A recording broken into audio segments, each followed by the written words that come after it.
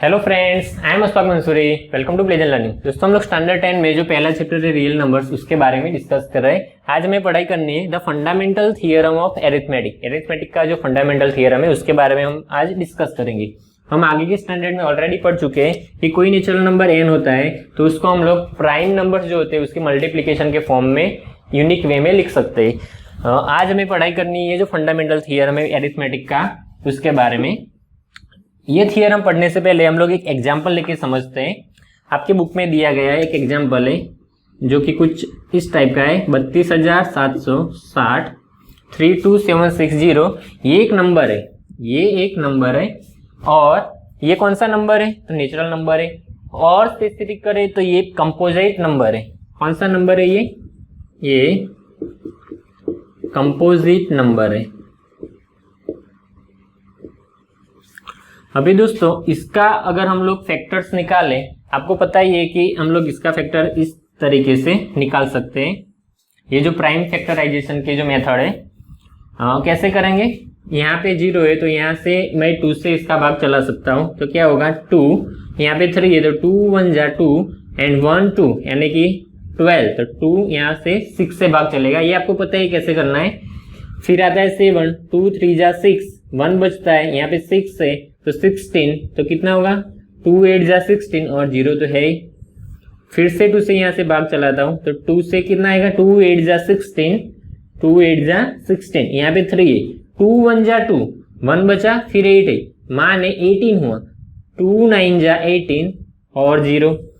फिर से यहाँ से 2 से भाग चलेगा क्योंकि यहाँ पे 0 है तो कितना होगा? 2 4 जा 8, यहाँ पे 1 है इसलिए मुझे यहाँ पे 0 रखना पड़ेगा। फिर बनता है 19 तो 2 9 जा 18, 1 बचा, पीछे 0 है, 2 5 जा 10। अभी यहाँ पे 5 है तो मैं 5 से इसका भाग चला सकता हूँ। 5 8 जा 40, 5 1 जा 5, 4 बचा, फिर 5 है 45 हुआ, 5 9 जा 45। फिर यहाँ पे 9 है, यहाँ पे 1 है, यहाँ पे 8 है। इनका अगर समेशन करो तो 9 + 1 10 + 8 18 हुआ, माने 18 माने इसका जो समेशन हुआ वो 18 हुआ। तो 3 से भाग चल सकता है। तो यहाँ पे 3 से भाग चला है तो क्या होगा? 3 2 जा 6, 2 बचा, फिर 1 है 21 हुआ, 2 7 जा 21, 2 3 जा 3 2 जा 6, 2 बचा, फिर 1 है 21, 3 7 जा 21 और यहाँ पे 3 है तो 3 3 जा 9, यहाँ पे क्या आएगा? 3 3 जा 9। फिर से आगे बढ़े तो 3 + 7 10, 10 + 2 12, 12 हुआ, यानी कि फिर से 3 से भाग चल सकता है। तो 3 9 जा 27, 3 1 जा 3, फिर से भाग चला है, यहाँ पे 91 है तो 7 से इसका भाग चल सकता है। यहाँ पे 13, हमें पता है ये 13 7 जा कितना होता है? 91 होता है। एंड लास्ट में 13 1 जा 13 हो गया। तो यहाँ पे हमारा फैक्टराइजेशन खत्म हुआ। यानी कि ये जो नंबर था इसको हम लोग ऐसे लिख सकते हैं। कैसे लिख सकते हैं? ये सारे जो नंबर यहाँ पे मिले इसके मल्टीप्लिकेशन के फॉर्म में लिख सकते हैं। तो यहाँ पे क्या आएगा? 2, यहाँ से मैं फिर से नंबर लिखता हूँ। ये नंबर कौन सा है? तो ये वाला नंबर है 32760 इज इक्वल टू, कैसे मैं लिख सकता हूँ? 2 मल्टीप्लाई 2, 3 टाइम 2 है, यहां से फिर से लिख देता हूं मैं, 3 टाइम 2 है, 2 टाइम 3 है, मल्टीप्लाई 5 मल्टीप्लाई 2 टाइम 3 है, 3 मल्टीप्लाई 3 मल्टीप्लाई 7 मल्टीप्लाई 13। तो ये जो नंबर है उसको मैं ऐसे लिख सकता हूं। ये नंबर को मैं ऐसे लिख सकता हूं। अभी थोड़ा और स्पेसिफिक करे तो ये जो नंबर है, समझना है यहाँ पे दोस्तों, ये जो नंबर है उसको मैं ऐसे भी लिख सकता हूं, या तो फिर ये जो सेम नंबर है इसका मैं मल्टीप्लीकेशन करूं, यानी कि 2 × 2 है तो इसको मैं पावर के फॉर्म में 2⁻3 2 की पावर 3 ऐसा लिख सकता हूं। यहाँ पे डबल टाइम 3 है, एक टाइम 5 है तो एक टाइम 5 यानी कि 5 ही होगा, या तो फिर 5⁻1 बोल सकते हैं। मल्टीप्लाई 3 है तो 3⁻2, 3 की पावर 2। क्यों? क्योंकि ये सेम नंबर 2 बार रिपीट हो रहा है, तो यहाँ पे मैंने पावर लिखा, मल्टीप्लाई 7 मल्टीप्लाई 13। तो ये जो नंबर दिया गया है इसका रिप्रेजेंटेशन ये फॉर्म में भी हो सकता है या तो फिर ये फॉर्म में भी हो सकता है। और आगे जाए, ये भी आपका आंसर सही है। अगर मैं इसको असेंडिंग ऑर्डर में लिखूं तो ऐसे लिख सकता हूं 2⁻³ मल्टीप्लाई, यहाँ पे 2 है, 2 से बड़ा नंबर कौन सा है? 3 है, तो यहाँ पे लिखता हूँ 3। असेंडिंग ऑर्डर से मेरा मतलब ये जो बेस है वो पहले छोटा फिर बड़ा, यहाँ पे 3 है तो 3⁻², फिर 5, फिर 7 एंड फिर आएगा 13। तो इसको मैं ये फॉर्म में लिख सकता हूँ। अभी हम लोग ये थियरम को समझेंगे। ये एग्जाम्पल के ऊपर से ये थियरम क्या हमें बताने जा रहा है, ये हम अच्छे से समझ पाएंगे। देखते हैं थियरम क्या है। एवरी कंपोजिट नंबर हम एग्जाम्पल के तौर पे समझे कि ये कंपोजिट नंबर है, ये हमारा कंपोजिट नंबर है। कैन बी एक्सप्रेस्ड फैक्टराइज्ड, यानी कि यहाँ पे हमने फैक्टराइजेशन किया as a product of primes. तो ये क्या हुआ? सारे के सारे ये नंबर प्राइम है, सारे के सारे ये नंबर प्राइम्स है, ये भी प्राइम्स है। यहाँ पे मैं पावर के फॉर्म में जब लिखता हूँ तो ये भी नंबर कौन से? तो प्राइम नंबर से। तो यहाँ तक आपको समझ में आया। Composite number can be expressed और we can say factorized as a product of primes. जब हमने फैक्टराइजेशन करा तो हमें जो आंसर मिला उसको हमने प्रोडक्ट ऑफ प्राइम्स के फॉर्म में लिखा। आगे समझना। And this factorization is unique. यहाँ पे फोकस करना, ये यूनिक है, यानी कि ये नंबर को आप यही फॉर्म में लिख सकते हैं।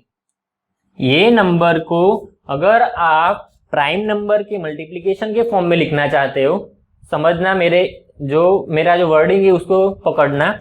ये जो नंबर है उसको आप प्राइम नंबर के मल्टीप्लिकेशन के फॉर्म में लिखना चाहते हो तो सिर्फ यही तरीके से लिख सकते हो, आप यूनिक वे में लिख सकते हो। इससे और कोई तरीका नहीं हो सकता कि ये नंबर को वो रिप्रेजेंट करे। लेकिन कौन से? जब प्राइम नंबर के मल्टीप्लिकेशन के फॉर्म में हम लोग लिखे उस टाइम पे। आगे समझना। Apart from the order in which prime factors occur, yes, apart from the order in which prime factors occur, यानी कि नंबरिंग में, मतलब पहले कौन सा नंबर आएगा बाद में कौन सा नंबर आएगा, इसका मतलब कुछ श्योर नहीं, आप कैसे भी लिख सकते हो। मान अभी समझना, ये नंबर को हम लोग ऐसे भी लिख सकते हैं। ये नंबर को ऊपर क्या है, यहाँ पे पहले 2⁻³ है, फिर क्या है, यहाँ पे 5 है। यहाँ पे मैंने जब इसको असेंडिंग ऑर्डर में लिखा तो 5 यहाँ पे बाद में आया, फिर 3 है, 7 है, यहाँ पे 3 पहले आया, 7 बाद में आया। माने इसका जो ऑर्डर है उसका कुछ श्योरिटी नहीं, आप किसी भी तरीके से लिख सकते हो। अगर आपको ऐसा लगे कि मुझे ये नंबर को अलग तरीके से लिखना है तो क्या मैं 13 आगे लिख सकता हूं? तो यस, 13 मल्टीप्लाई 7 मल्टीप्लाई 3⁻², माने 3 की पावर 2, 5, 2⁻3, ऐसे भी आप लिख सकते हो। यानी कि ये थियरम क्या आपको बताने जा रहा है, आपको अच्छे से समझ में आया होगा। फिर से समझना। एवरी कंपोजिट नंबर, यानी कि हमने यहाँ पे कंपोजिट नंबर लिया, can be expressed factorized, expressed भी बोल सकते हैं या तो फिर factorized as a product of primes. तो ये प्राइम्स के प्रोडक्ट्स के ये सारे नंबर क्या है, 2, 5, 3, 7, 13, ये सारे नंबर प्राइम नंबर्स, इसके प्रोडक्ट के फॉर्म में हम लोग लिख सकते हैं। आगे कुछ ऐसा है कि यूनिक फॉर्म में लिख सकते हैं, यानी कि सिर्फ यही फॉर्म में लिख सकते हैं। अगर प्राइम नंबर के मल्टीप्लिकेशन के फॉर्म में लिखना है कोई नंबर को तो आप सेम यही तरीके से लिखोगे। Apart from the order in which prime factors occurs, यानी कि नंबरिंग का कुछ यहाँ पे महत्व नहीं है। पहले 2 भी लिखो या तो फिर 5 पहले लिखो, कोई भी नंबर, 13 भी पहले लिख सकते हो, 7 भी पहले लिख सकते हो, कोई भी नंबर आप लिख सकते हो। लेकिन हम जब ये चैप्टर में एग्जाम्पल सॉल्व करेंगे तो हम लोग एक मेथड को फॉलो करेंगे। हम लोग क्या करेंगे, हमें जो आंसर मिलेगा वो आंसर में हम लोग फिर क्या करेंगे, पावर के फॉर्म में लिख देंगे। ऐसे जो सेम नंबर होते हैं उसको ही पावर के फॉर्म में लिख देंगे। फिर क्या करेंगे नेक्स्ट स्टेप में, पावर के फॉर्म में लिखने के बाद हम लोग क्या करेंगे, असेंडिंग ऑर्डर को फॉलो करेंगे। यानी कि सबसे पहले छोटा जो बेस है वो नंबर लिखेंगे, फिर उससे बड़ा, फिर उससे बड़ा, फिर उससे बड़ा, फिर उससे बड़ा, यानी कि ये मेथड को हम लोग फॉलो करेंगे। तो ये जो थियरम है आपको अच्छे से समझ में आया होगा। एक और एग्जाम्पल लेके समझते हैं। अभी इसको मैं मिटा देता हूं। सिर्फ यही नंबर नहीं, आप कोई भी नंबर लेके ये थियरम को समझ सकते हो। कोई एक एग्जाम्पल लेते हैं, मान लेते हैं कोई नंबर 60 है। ये नंबर 60 एक ऐसा है, नेचुरल नंबर है। कैसा नंबर है ये? और स्पेसिफिक करें तो ये कंपोजिट नंबर है। कंपोजिट नंबर है। 60 को अगर मैं फैक्टराइजेशन के फॉर्म में लिखूं तो कैसे लिखूंगा? 2 यहाँ पे 13, ये आपको पता है कैसे फैक्टराइज करना है, इसलिए मैं यहाँ पे डिटेल में नहीं जाता। 2 यहाँ पे 15 आएगा, 3 से 5, 5 से 1 हो गया। 2 2 जा 4, 4 3 जा 12, 12 5 जा 16, ये हो गया। तो इसको हम लोग ऐसे लिख सकते हैं 2 × 2 × 3 × 5। तो क्या होगा? ये 60 जो था, जो कि कंपोजिट नंबर था, इसको हमने लिख दिया प्राइम नंबर के मल्टीप्लिकेशन के फॉर्म में। और स्पेसिफिक करें, 2 टाइम 2 है, 2 का स्क्वायर मल्टीप्लाई 3 × 5। तो ये हो गया थियरम। कोई नंबर है कंपोजिट, ये नंबर है, कैसे लिख सकते हैं? प्रोडक्ट ऑफ प्राइम्स, तो ये प्राइम्स की प्रोडक्ट के फॉर्म में लिख सकते हैं, यूनिक वे में लिख सकते हैं, सिर्फ यही तरीके से लिख सकते हैं। यहाँ पे अगर आपको प्राइम नंबर के मल्टीप्लिकेशन के फॉर्म में लिखना है तो यही प्राइम नंबर यहाँ पे आएगा, इसके अलावा और कोई प्राइम नंबर यहाँ पे प्लेस नहीं कर सकता। Apart from the order, order का कुछ यहाँ पे महत्व नहीं। आप यहाँ पे पहले 3 भी लिख सकते हो, फिर 2 का स्क्वायर, फिर 5 ऐसे भी लिख सकते हो, लेकिन हम लोग ये ऑर्डर को यहाँ पे फॉलो करेंगे। तो ये आपको अच्छे से समझ में आ रहा होगा कि मैं आपको क्या बताने जा रहा हूँ। और स्पेसिफिक करें दोस्तों, सिर्फ कंपोजिट नंबर नहीं, 1 से बड़ा कोई भी नेचुरल नंबर।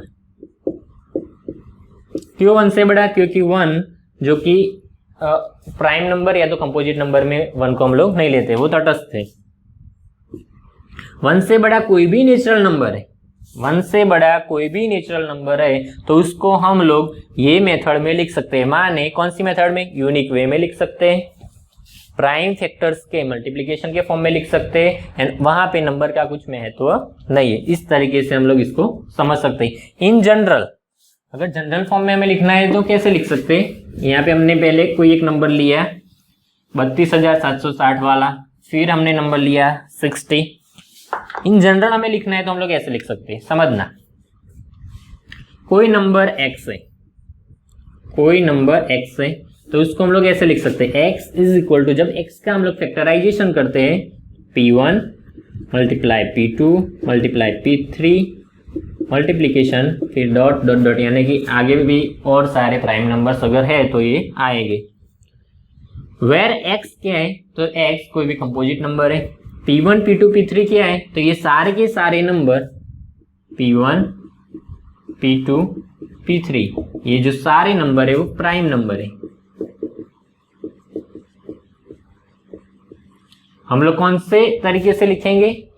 तो हम लोग सबसे पहले छोटे नंबर को लिखेंगे, फिर ये सेम नंबर है तो सेम नंबर, या तो फिर उससे बड़ा, फिर उससे बड़ा, यानी कि असेंडिंग ऑर्डर को हम लोग फॉलो करेंगे। तो p1 से बड़ा p2, p2 से बड़ा p3, या तो फिर यहाँ पे p1 लेस और इक्वल टू, यानी कि अगर p2 यानी कि सेम नंबर फिर से रिपीट हो रहा है तो फिर से वो नंबर लिखेंगे। एंड देन आफ्टर हम लोग क्या करेंगे? जो सेम नंबर होंगे उसको हम लोग पावर के फॉर्म में लिखेंगे, जैसा हमने आगे के एग्जाम्पल में करा था। दोस्तों ये थियरम के बेस पे कुछ एग्जाम्पल्स हैं, तो अभी ये वीडियो में हम लोग देखेंगे तो थोड़ा लंबा हो जाएगा, तो इसके लिए आप नेक्स्ट वीडियो मस्त देखना, क्योंकि आपको वो वीडियो देखने से इसके जो एग्जाम्पल्स होते हैं वो सॉल्व करने में आसानी रहेगी। तो दोस्तों मैं उम्मीद करता हूँ कि ये वीडियो में हमने जो आज डिस्कस करा है वो आपको अच्छे से समझ में आया होगा। आप इसकी मैक्सिमम प्रैक्टिस करना तो आपको बहुत मजा आएगा। बाकी मिलते हैं नेक्स्ट वीडियो में, तब तक के लिए बाय बाय।